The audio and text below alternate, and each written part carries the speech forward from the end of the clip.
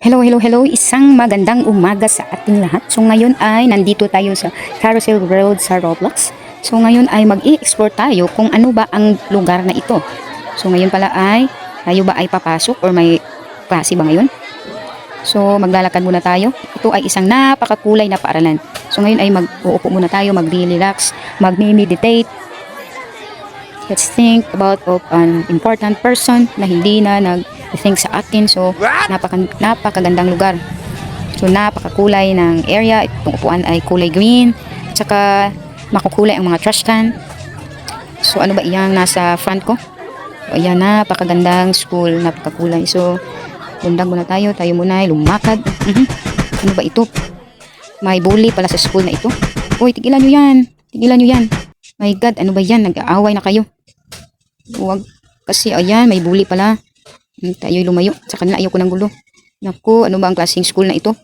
My God, oh my God. Palayo tayo, palayo. Huwag tayong, ano sa kanila.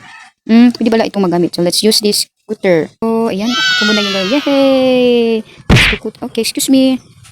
Ayan, wala na palang daanan dito. So, tayo ba? Balik. Kung saan tayo? Oops, excuse me, people. Okay, yay! Okay, dito tayo.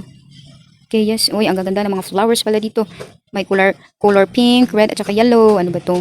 Sorry, hindi ko sinasadya. May snowman ta. Maganda to si snowman. Malapit na kasing Christmas. Merry Christmas. So, yan. Hi! Hello po, teacher. Teacher ba kayo? Ay, sorry. Hindi ko sinasadya. Hindi kasi tumitingin.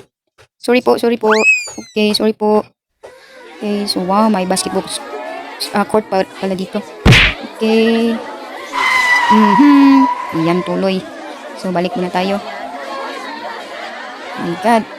Diba yan? Ano bang klaseng school na ito? Parang napaka-workshop naman ng mga students. Ay, naku.